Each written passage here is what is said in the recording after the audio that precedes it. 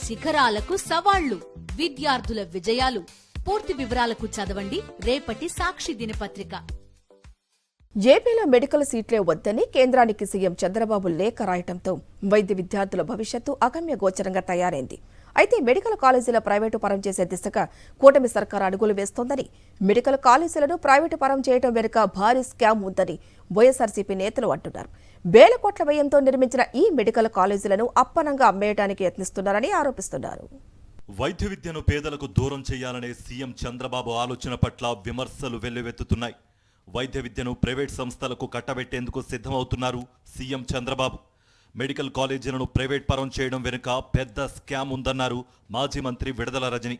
ఏపీలో పేద ప్రజలకు సూపర్ స్పెషాలిటీ వైద్య సేవలు అందాలన్నది వైఎస్ జగన్ ఉద్దేశమైతే, కూటమి ప్రభుత్వం వచ్చాక ప్రైవేట్ సేవలో తరించిపోతోందన్నారు.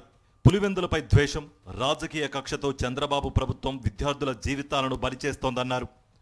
ఈ రాష్ట్రంలో ఉన్నటువంటి ఎంతో మంది మెడికల్ ఎడ్యుకేషన్ చదవాలనుకున్నటువంటి విద్యార్థుల యొక్క ఆలోచనని, విద్యార్థుల యొక్క ఆశయాల్ని ఈరోజు కేవలం జగన్మోహన్ రెడ్డి గారికే ఇవన్నీ మనం అమలు చేస్తే పేరు వస్తుందనే దానికోసము ఈరోజు వాళ్ళ ఆశయాలను బలి చేస్తూ ఈ కూటమి ప్రభుత్వం అడుగులు ముందుకు వేస్తుందని తెలియజేస్తున్నాను.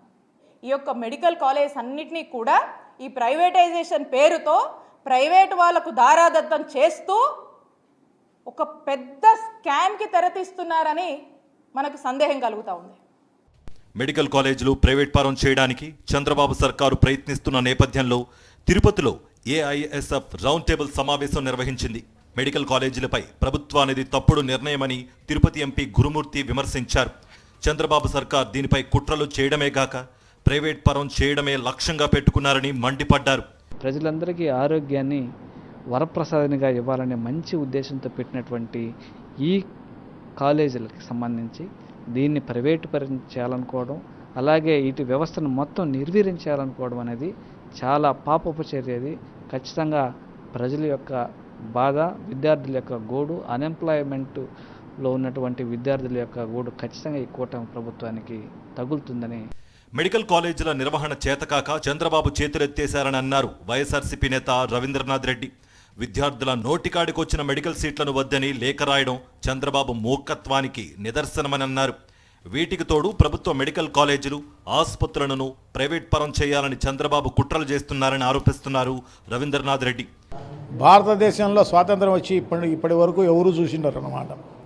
సో ఎవరైనా కూడా కాలేజీలు కావాలి, సీట్లు పెరగాలి అని అనుకుంటారు తప్ప ఈ రకంగా వ్యవహరించిన పరిస్థితే లేదు.